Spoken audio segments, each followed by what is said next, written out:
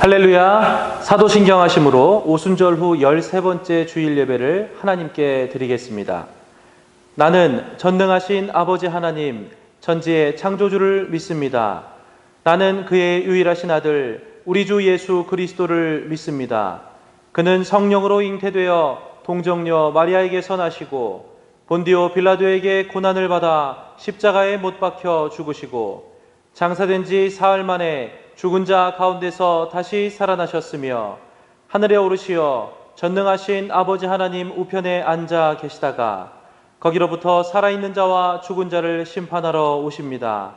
나는 성령을 믿으며 거룩한 공교회와 성도의 교제와 죄를 용서받는 것과 몸의 부활과 영생을 믿습니다. 아멘. 여짜오되 주의 영광 중에서 우리를 하나는 주의 우편에 하나는 좌편에 앉게 하여 주옵소서. 예수께서 이르시되 너희는 너희가 구하는 것을 알지 못하는도다. 내가 마시는 잔을 너희가 마실 수 있으며 내가 받는 세례를 너희가 받을 수 있느냐. 아멘. 영광과 찬양받기에 합당하신 하나님 아버지, 우리 모두는 주님의 영광에 동참하기를 원하면서 주님께서 마신 고난의 잔은 외면해 왔음을 고백합니다. 주님께서 홀로 가신 고난의 길도 우리가 감당해야 하는 길인 것을 깨닫게 하옵소서. 그리스도인들이 양보하고 희생하며 가야 할 길을 밝혀 주옵소서. 우리의 모범 되셔서 고난의 길을 걸어가신 예수 그리스도의 이름으로 기도합니다. 아멘. 이 시간 마음을 모아서 찬송가 84장 힘차게 찬양하겠습니다.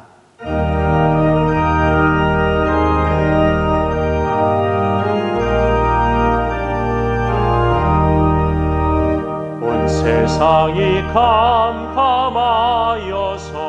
참빛이 없었더니 그 빛나는 영광 나타나 온 세상 빛이었네. 영광 영광의 주 영광 영광의 주 밝은 그 빛 내게 비추었네. 영광 영광의 주 영광 영광의 주 이 세상의 빛은 오직 주 예수님. 주 말씀을 믿는 사람은 그 마음이 시원하고 주 명령을 준행하는 자 그 길이 완하겠네. 영광 영광의 주 영광 영광의 주 밝은 그 빛 내게 비추었네. 영광 영광의 주 영광 영광의 주 이 세상의 빛은 오직 주 예수님.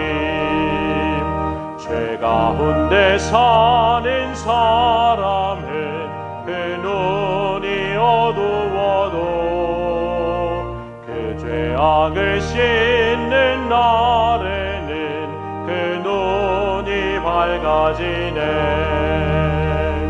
영광 영광의 주 영광 영광의 주 밝은 그 빛 내게 비추었네. 영광 영광의 주 영광 영광의 사랑해줘. 이 세상의 빛은 오직 주의 손임. 이 시간 함께 기도합시다. 그리스도의 고난을 통하여 우리의 구원을 이루시는 하나님 아버지, 우리 모두가 그리스도의 영광뿐 아니라 그리스도의 고난에 자발적으로 참여할 수 있도록 인도하시고, 그 길을 걸어가며 언제나 그리스도의 영광을 선포할 수 있도록 우리들의 마음을 지켜주시고 인도하옵소서. 다 함께 기도하겠습니다. 사랑과 은혜가 충만하신 하나님 아버지, 그리스도께서 홀로 가신 그 고난의 길을 통하여 우리의 구원을 이루신 것을 우리가 잘 알고 있습니다. 주님, 마지막 날에 참여할 그리스도의 영광뿐 아니라 우리가 살아가며 그리스도의 고난에 참여할 수 있도록 우리들에게 용기를 허락하시고, 우리들의 마음이 흔들릴 때마다 우리들의 마음을 지켜주시옵소서. 우리가 힘든 길을 걸어가면서도 언제나 그리스도의 영광을 소망하며 그것을 선포하며 살아갈 수 있도록 인도하여 주시고, 우리가 삶 가운데 소금과 빛의 역할을 잘 감당할 수 있도록 우리 모두를 인도하여 주시옵소서. 그렇게 인도하실 사랑의 주 예수 그리스도의 이름으로 기도합니다. 아멘. 하나님 아버지, 거룩하고 복된 주일, 아버지 앞에 영과 진리의 예배를 드리게 하시니 감사합니다. 코로나19의 급속한 확산에 따라 지난주에 이어서 오늘도 성전에서 예배드리지 못하고 이렇게 영상으로 예배를 드립니다. 그럼에도 불구하고 바벨론에서 예루살렘을 향하여 하루에 3번 기도했던 다니엘처럼 오늘 이 시간의 예배가 성전에서의 예배만큼, 아니 더욱더 온전한 예배요 하나님께 영광을 올려드리며 우리에게는 큰 은혜와 감사의 예배가 되게 하옵소서. 지난 주간에는 강력한 태풍이 지나갔지만 그래도 은혜를 베푸시고 긍휼을 더하셔서 최소한의 피해로 그치게 하시니 감사합니다. 그럼에도 불구하고 피해를 본 주민들이 있사오니 그들을 위로해 주시고 잘 회복할 수 있도록 인도하옵소서. 코로나19가 여전히 크게 확산되고 있습니다. 위기의 때입니다. 주님, 이 민족을 긍휼히 여기소서. 이 민족을 붙잡아 주시옵소서. 정부 당국과 온 국민들에게 지혜를 주시고 은혜를 베푸셔서 정치적 견해의 차이를 넘어 이 위기를 함께 극복해가는 성숙함이 있게 하옵소서.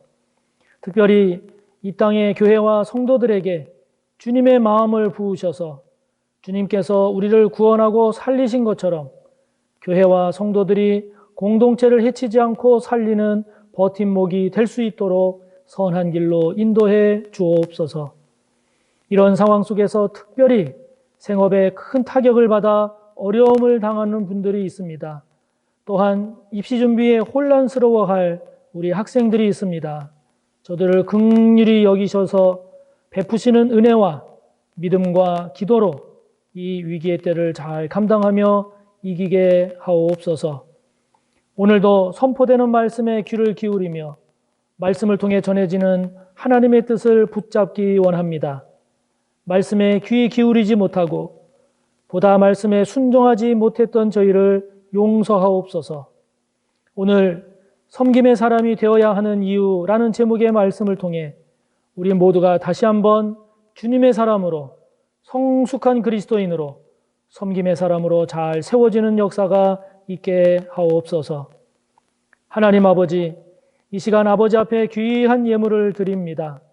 11조의 예물을 구분하여 드리며 감사의 예물과 선교의 예물, 장학을 위한 예물, 구제를 위한 예물, 건축을 위한 예물, 교육기관을 위한 예물을 드립니다. 주일 헌금도 아버지께 올려드리오니 받으시옵소서. 드린 손길들 기억하여 주시고 예물을 드린 그 믿음들 복되게 하옵소서. 드린 손길로 감당하는 생업의 자리를 기름지게 하여 주시고 어렵고 힘든 지금의 시대를 주님이 더욱 더 잘 아시오니 성도들의 생업의 자리를 지켜 보호하여 주시고 도와주셔서 모든 성도들이 주님의 은혜와 돌보심에 간증자들이 되게 하여 주옵소서.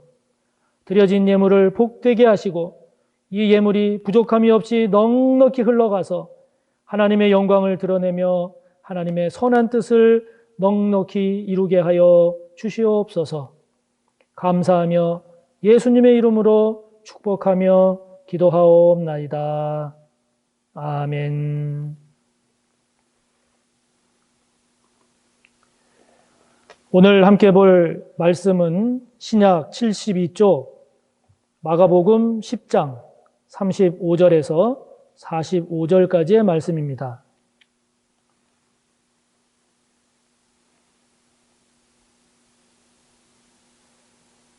마가복음 10장 35절에서 45절까지의 말씀 봉독하겠습니다. 세베대의 아들 야고보와 요한이 주께 나와 여짜오되 선생님이여 무엇이든지 우리가 구하는 바를 우리에게 하여 주시기를 원하옵나이다. 이르시되 너희에게 무엇을 하여 주기를 원하느냐? 여짜오되 주의 영광 중에서 우리를 하나는 주의 우편에 하나는 좌편에 앉게 하여 주옵소서. 예수께서 이르시되 너희가 구하는 것을 알지 못하는도다. 내가 마시는 잔을 너희가 마실 수 있으며 내가 받는 세례를 너희가 받을 수 있느냐? 그들이 말하되 할 수 있나이다. 예수께서 이르시되 너희는 내가 마시는 잔을 마시며 내가 받는 세례를 받으려니와 내 좌우편에 앉는 것은 내가 줄 것이 아니라 누구를 위하여 준비되었든지 그들이 얻을 것이니라. 열 제자가 듣고 야고보와 요한에 대하여 화를 내거늘 예수께서 불러다가 이르시되 이방인의 집권자들이 그들을 임의로 주관하고 그 고관들이 그들에게 권세를 부리는 줄을 너희가 알거니와 너희 중에는 그렇지 않을지니 너희 중에 누구든지 크고자 하는 자는 너희를 섬기는 자가 되고 너희 중에 누구든지 으뜸이 되고자 하는 자는 모든 사람의 종이 되어야 하리라. 인자가 온 것은 섬김을 받으려 함이 아니라 도리어 섬기려 하고 자기 목숨을 많은 사람의 대속물로 주려 함이니라. 아멘.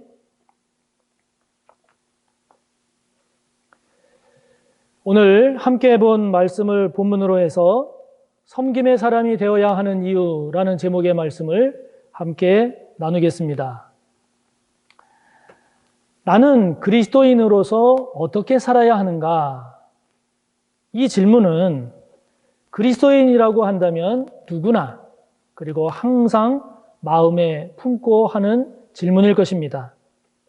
이 질문을 우리가 의식을 하든 의식을 하지 못하든 우리는 늘 이 질문을 하며 살아간다고 할 수 있지요. 더욱이 요즘 같은 상황에서는 이 질문은 더욱더 우리의 생각과 삶을 긴장시키고 있습니다. 특히 8월 15일 이른바 광복절 집회 이후에 주장하는 정치적 견해가 옳든 그르던 또는 교회의 대면 예배를 금지하는 정부의 방침이 맞든 틀리든 지금 교회가 그리고 그리스도인이 일정 부분 이상 지금 상황에 대한 논의에 있어서 중심을 이루고 있습니다. 그렇기 때문에 그리스도인이라고 한다면 이런 상황에서 그리스도인으로서 나는 어떻게 살아야 하는가라고 하는 이런 질문은 너무나 당연한 질문이죠.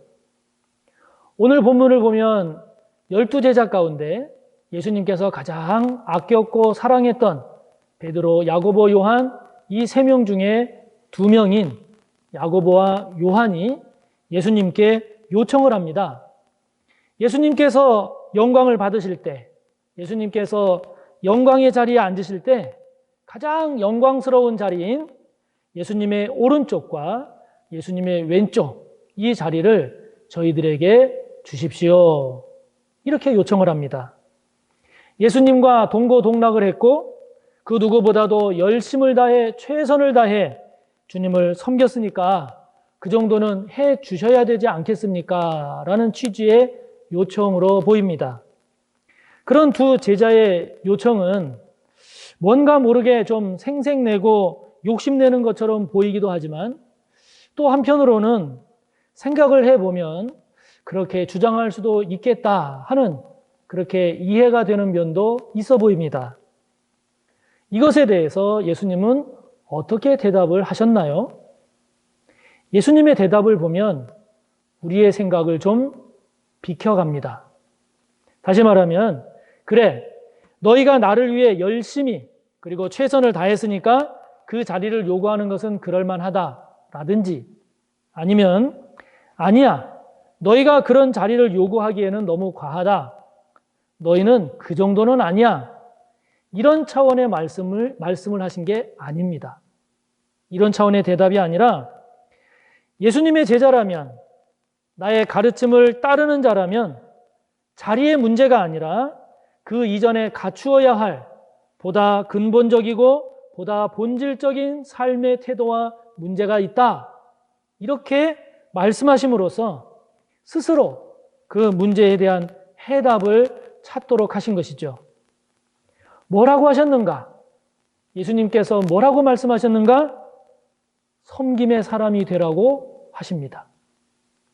자리를 요구하는 제자들에게 자리의 문제가 아닌 섬김의 사람, 섬김의 삶을 말씀하십니다.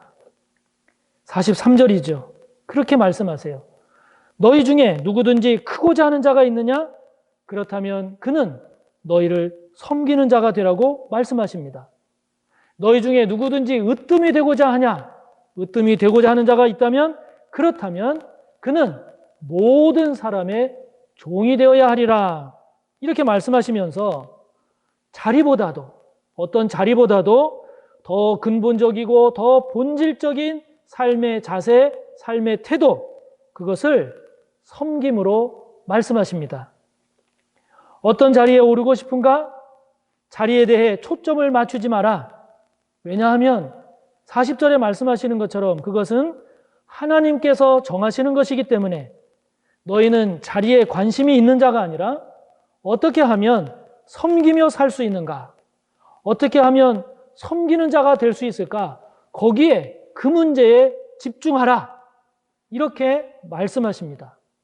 여러분, 예수님은 왜 이렇게 섬김의 삶을 그 무엇보다 강조하실까요?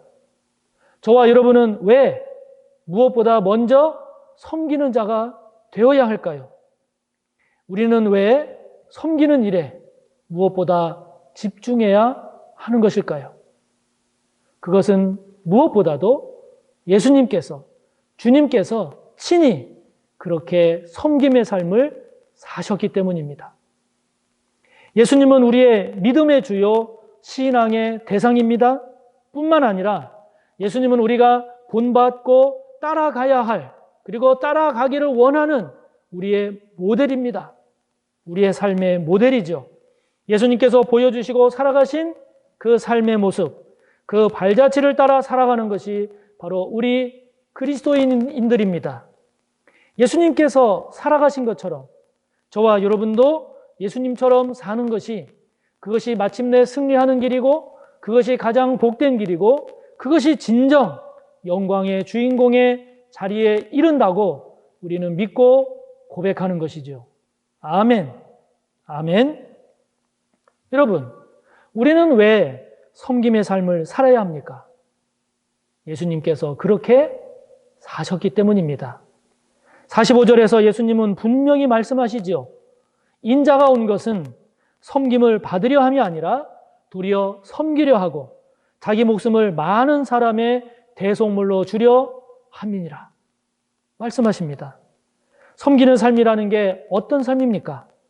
그것은 내가 가지고 있는 것을 다른 사람을 위해서 나누는 삶이고, 다른 사람을 위해서 베푸는 삶이고, 나는 살고 너는 죽어야 돼, 이게 아니라 나도 살 뿐만이 아니라 다른 사람을 살리는 삶이 섬기는 삶입니다. 높은 곳에서 군림하고 강한 힘으로 통제하고 억압하는 것이 아니라 오히려 낮은 곳에서, 낮은 자리에서 사랑하고 힘을 주고 위로하고 살리는 삶이죠. 예수님이 그러셨어요. 예수님이 그렇게 사셨습니다. 예수님은 땅의 지혜가 따라갈 수 없는 그런 하늘의 지혜를 가지셨지만 그 하늘의 지혜로 당신만 움켜쥐고 사신 것이 아니라 우리 모두가 하늘의 사람이 되도록 그 당신의 지혜를 다 우리에게 나누어 주셨습니다. 예수님은 그 무엇과도 비교할 수 없는 그런 권능을 갖고 계셨기 때문에 그 권능으로 귀신도 쫓아내고 풍랑이는 물결도 잔잔케 하시고 심지어는 죽은 사람도 살리는 엄청난 그러한 하늘의 권능의 소유자셨습니다. 그럼에도 불구하고 예수님은 그 권능을 우리를 살리고 우리에게 소망을 주시기 위해서 예수님의 그 권능을 다 우리에게 베푸셨습니다.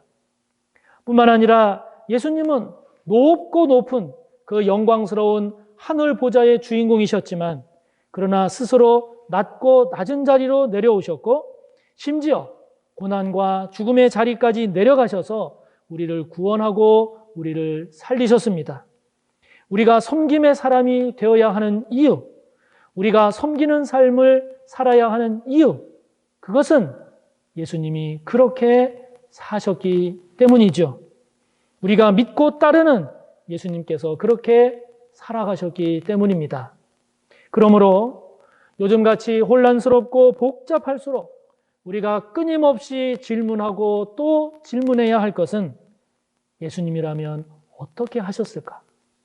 예수님은 뭐라고 말씀하실까? 예수님은 지금 나에게, 지금 우리들에게 어떻게 하라고 말씀하실까입니다.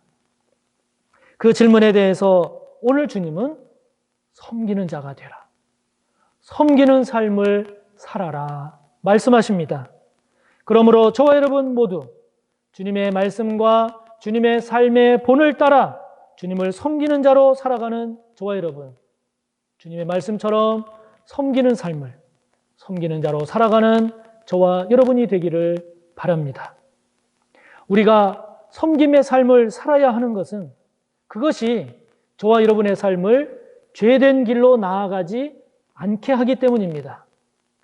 섬김의 삶은 이기적인 삶이 아니죠. 탐욕적이며 욕망적인 삶이 아니죠. 나에게 있는 것으로 다른 사람에게 나누어 주는 삶이고 내가 가지고 있는 것을 다른 사람에게 베푸는 삶이며 내가 가지고 있는 것으로 다른 사람을 살리는 삶이 섬기는 삶입니다. 이러한 섬김의 삶을 우리가 살아야 하는 이유는 그렇게 섬기는 삶이 될 때 우리는 죄된 삶으로 나아가지 않기 때문이다 하는 것입니다.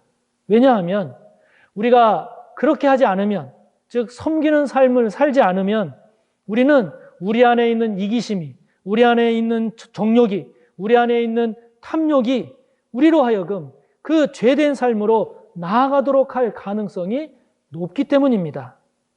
나에게 있는 것을 나누어 주고 베풀고 다른 사람을 살리는 그런 섬김의 삶을 살지 않는다라고 하면 우리는 부유해지면 부유해질수록, 높아지면 높아질수록, 강해지면 강해질수록 오히려 더 죄된 삶을 향해 치달을 가능성이 많은 것이지요. 월세 사는 사람이 내가 전세로만 살아도 원이 없겠다 말합니다. 그러나 막상 전세를 살게 되면 진짜 그것으로 만족하던가요? 아닙니다. 만족하지 못합니다.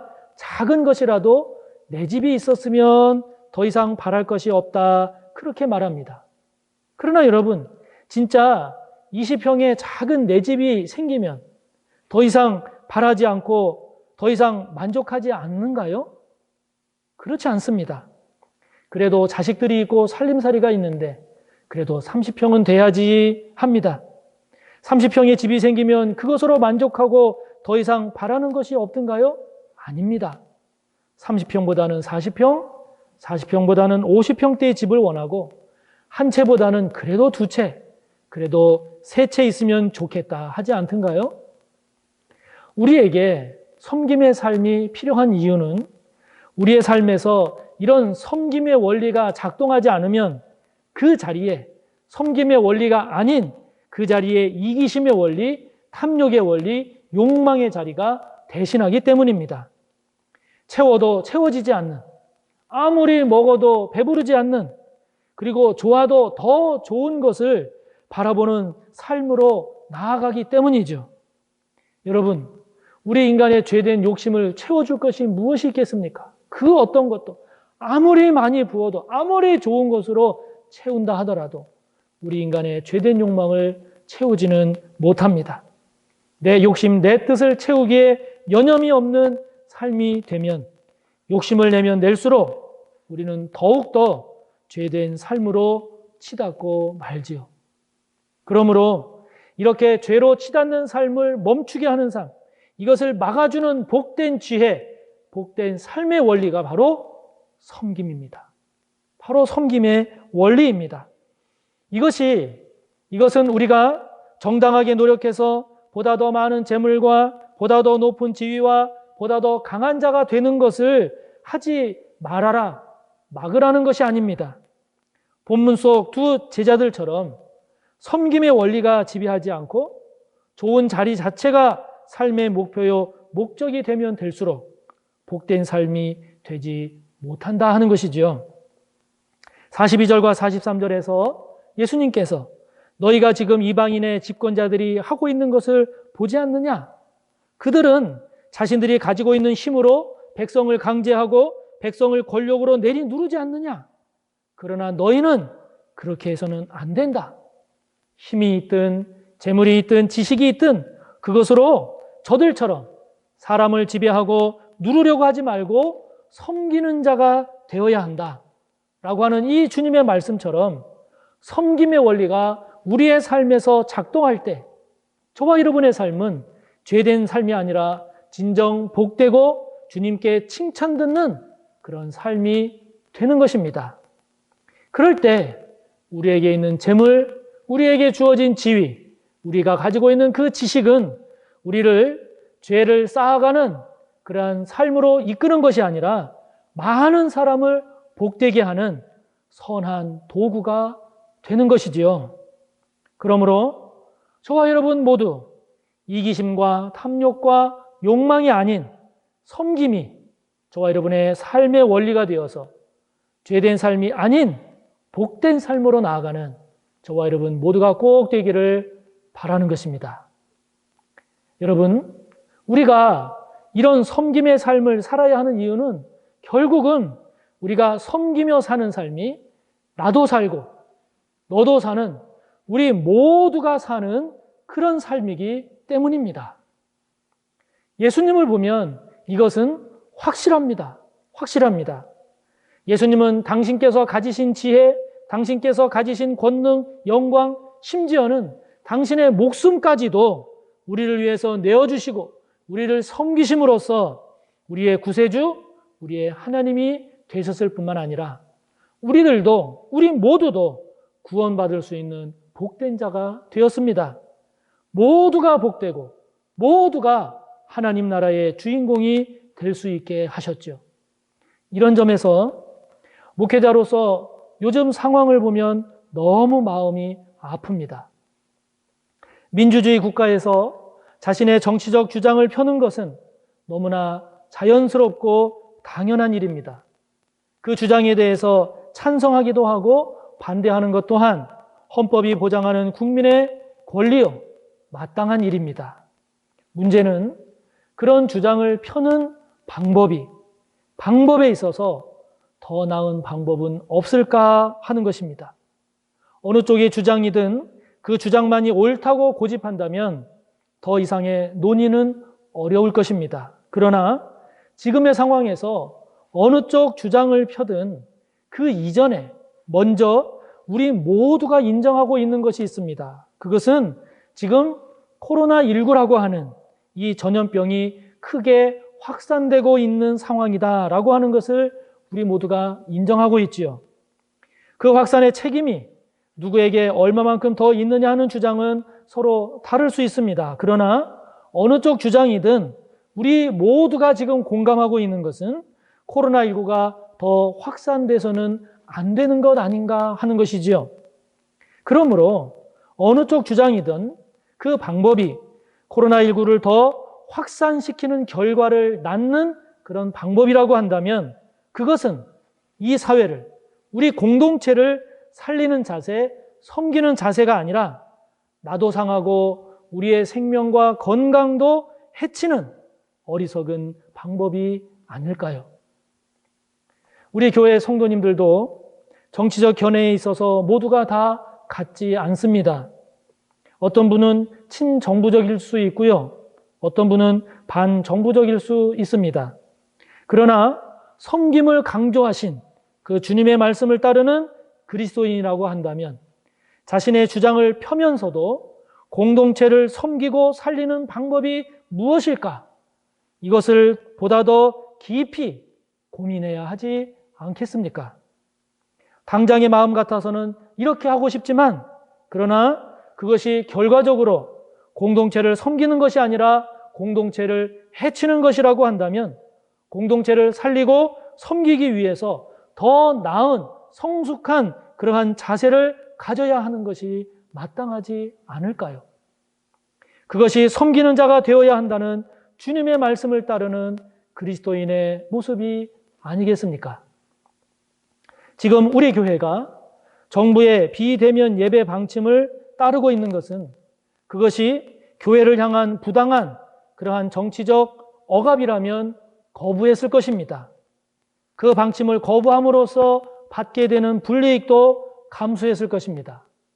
그러나 그렇지 않고 그 방침을 따르고 그 방침에 협조하는 것은 정부가 무섭고 두려워서가 아닙니다. 정부의 조치가 다 옳다는 것도 아닙니다. 그것이 아니라 코로나19라고 하는 전염병이 갖는 특성을 고려한 것이요.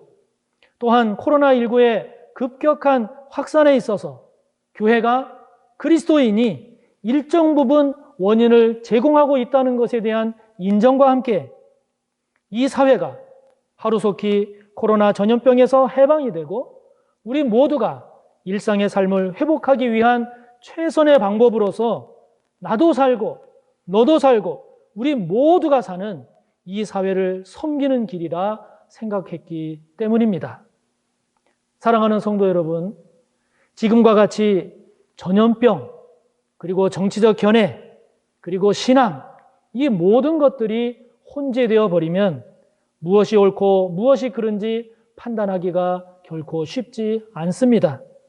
그럴수록 우리가 보다 더 집중해야 할 것이 무엇이겠습니까? 우리가 보다 더 집중해야 될 것은 주님이라면 어떻게 하셨을까? 주님은 무엇라고 말씀하실까? 어떻게 하는 것이 주님의 뜻을 따르는 것일까? 이것을 보다 깊이 묵상하고 또 묵상하는 것입니다. 그것의 하나로 주님은 오늘 저와 여러분에게 섬김의 삶을 말씀하십니다. 섬기는 자가 되라고 말씀하십니다. 당신이 그러셨던 것처럼 저와 여러분 또한 섬기는 자가 되어서 나만 사는 것이 아니라 너도 살고 우리 모두가 함께 사는, 공동체 모두가 함께 사는 섬김의 원리를 따라 살으라고 말씀하십니다. 사랑하는 성도 여러분, 이를 위해서 내일부터 9월 13일 주일까지 2주 동안 지금의 이 위기 상황을 극복하기 위한 집중 기도 기간을 가지려고 합니다.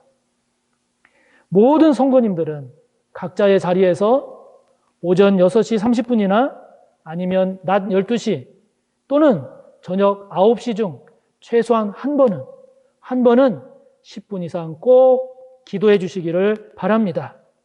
여러분들이 기도에 참고하실 수 있도록 서호교회와 서호교회 성도를 위한 기도, 그리고 나라와 민족을 위한 기도, 그리고 한국교회와 한국교회 성도를 위한 기도, 이와 같은 공동의 기도 제목을 제공합니다.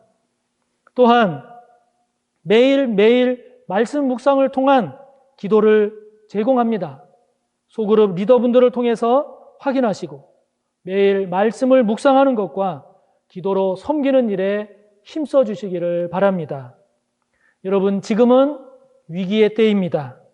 그래서 지금은 기도할 때요, 하나님의 은혜를 구할 때입니다. 그리고 섬김의 삶을 강조하시고 친히 섬김의 본을 보이신 그런 주님을 따라 저와 여러분도 섬김의 삶을 살며, 그리고 특별히 기도하며 나아가는 저와 여러분 우리 모두가 되시기를 간절히 바랍니다. 우리 이 시간 함께 나눈 말씀을 생각하며 하나님께 기도합시다. 오늘 주님 말씀하신 것처럼 우리가 섬기는 삶을 살 수 있기를, 섬김의 원리가 우리의 삶 가운데 작동되는 그런 삶이 될 수 있기를 기도합시다. 그래서 죄된 삶으로 나아가지 않고 모두를 살리는 주님을 닮은, 주님을 따르는 그런 복된 그리스도인이 되어서 지금과 같은 위기의 때에도 세상의 소금이요 빛으로 잘 자리매김하는 우리 모든 교회요 우리 모두가 될 수 있도록 이 시간 말씀을 생각하며 함께 기도하며 나아갑니다. 하나님 아버지, 오늘도 아버지 앞에 드려지는 예배를 통해 하나님 앞에서, 말씀 앞에서 우리 자신을 다시 한번 돌아보고 통찰하게 하심을 감사합니다. 주님은 오늘 우리에게 섬김의 삶을 말씀하십니다. 섬기는 자가 되라고 말씀하십니다. 자리의 문제를 다루려고 하는 제자들에게 자리의 문제에 앞서서 더 본질적이고 더 근본적인 삶의 태도, 자세에 대하여 주님 일깨우십니다. 섬기는 삶을 살으라고, 섬기는 자가 되라고 주님 말씀하십니다. 주님이 친히 그렇게 사셨습니다. 섬김의 삶이 우리의 삶을 죄된 삶으로 나아가지 않게 하는 복된 삶의 원리임을 고백합니다. 뿐만 아니라 이 섬김의 삶이 나를 살릴 뿐만 아니라 다른 사람도 살리고 우리 모두가 사는 길입니다. 주님은 보여주셨기에 저희들 또한 그러한 삶을 살아갈 수 있도록 인도하여 주시옵소서. 지금과 같은 어렵고 혼란스럽고 복잡한 이 시대, 우리가 더욱더 주님께 집중하고 주님의 가르침을 더욱 깊이 묵상하는 가운데 주님을 본받고 주님처럼 섬기는 자로 잘 살아내는 우리 모두가 될 수 있도록 성령님 도와주시옵소서. 이 시간 이어서 한 번 더 기도합시다. 지금 급속히 확산되고 있는 이 코로나19 상황이 특히 진정되는 은혜를 베풀어달라고 기도하고, 그리고 최근에 의료진들의 파업과 그리고 8.15 집회 여파 등 사회가 많이 어지럽습니다. 하나님께서 이 사회를 붙잡아 주시고 안정시켜 주시기를, 특별히 이 땅의 교회와 성도들을 말씀으로, 믿음으로, 은혜로 붙잡아 주시기를 함께 기도합니다. 하나님 아버지, 코로나19가 여전히 확산일로에 있고 특별히 더욱더 급속히 확산되는 상황 가운데 있습니다. 하나님께서 불쌍히 여겨주시고 긍휼히 여겨주셔서 이 민족, 아버지 하나님, 이 코로나19가 확산되지 아니하고 진정되는 은혜를 허락해 주시옵소서. 모든 국민들의 마음에 은혜를 주시고 지혜를 주시고 성숙함을 더해 주시고, 아버지 하나님, 특별히 의료진들이 파업에 나서고 8.15 집회의 여파 등으로 사회가 많이 어지럽고 혼란스럽고 걱정됩니다. 아버지 하나님, 이 나라 이 민족을 불쌍히 여기시고 붙잡아 주셔서 속히 안정을 찾아갈 수 있도록 인도하여 주옵소서. 특별히 이 땅의 교회들, 성도들 하나님 붙잡아 주시고 말씀에 집중하게 하여 주시고 주님 마음 품게 하셔서 어지럽고 혼탁한 이 시대에 더욱 세상의 소금이요 빛의 역할을 잘 감당함으로 사회의 든든한 버팀목, 순망이 될 수 있도록 도와주시옵소서. 우리에게 섬김의 삶을 보여주시고 우리로 하여금 섬기는 삶이 되기를 원하시는 예수님의 이름으로 기도하옵나이다. 아멘. 교회 소식을 말씀드리겠습니다. 오늘도 현장 예배를 드리지 못하고 이렇게 영상으로 계속 예배를 드리고 있습니다. 아까 목회 기도에서도 기도했지만 바벨론의 포로로 끌려갔던 다니엘이 예루살렘을 향해서 3번 기도했던 그런 다니엘의 신앙처럼 우리가 성전에서 예배 드리지 못한다 할지라도 성전에서 드리는 것과 같은 그런 마음, 그런 정성으로 매 예배에 임해 주시기를 바랍니다. 계속 당분간 주중 사역인 새벽 기도나 수요 저녁 예배 그리고 금요 기도회가 이루어지지 못하고 있음을 기억해 주시고, 그리고 속히 회복되는 그날이 올 수 있도록 기도해 주시기를 바랍니다. 수요 오전 예배 설교 영상은 계속해서 제공이 되겠습니다. 아까 설교에서도 말씀드렸지만 지금의 상황 극복, 위기 극복을 위해서 우리가 내일부터 2주간, 9월 13일까지 2주간 집중 기도 기간으로 정해서 기도하려고 합니다. 모든 성도님들 한 분도 빠짐없이 모두가 깨어서 기도해 주시기를 바라고요. 기도에 참고하시라고 공동 기도 제목을 여러분들에게 보내드립니다. 그리고 오전 5시 반 또는 낮 12시 아니면 저녁 9시 이 세 시간 중에 최소한 한 번은 꼭 10분 이상 기도해 주시기를 바라고요. 그리고 매일매일 새벽 말씀에 대한 묵상과 함께 그 기도를 소그룹 리더분들에게 제공을 하니까 소그룹 리더분들을 통해서 매일매일 말씀 묵상하는 일과 기도하는 일에 힘써 주시기를 다시 한번 부탁을 드리겠습니다. 그리고 소그룹별로 매일 보다 더 그 기도에 집중하는 그런 순서로 진행이 되기도 하는데요. 지난번하고는 다르게 이번에는 하루에 4개 소그룹씩 묶어서 릴레이 형식으로 진행이 될 겁니다. 그러면 2주 동안 각 소그룹은 두 번 그 기도하는 날을 감당하게 될 텐데요. 잘 확인하시고 힘써 참여해 주시기를 바랍니다. 그리고 한 가지, 우리가 다음 주일이 원래는 67주년 교회의 날 예배 드리는 날입니다. 그런데 여러분이 아시는 것처럼 지금 상황이 모일 수 없는 그런 상황이어서 부득이하게 9월 마지막 주일인 9월 27일 주일을 교회 날 예배로 연기하기로 했습니다. 여러분들이 그렇게 이해해 주시기를 바라고요.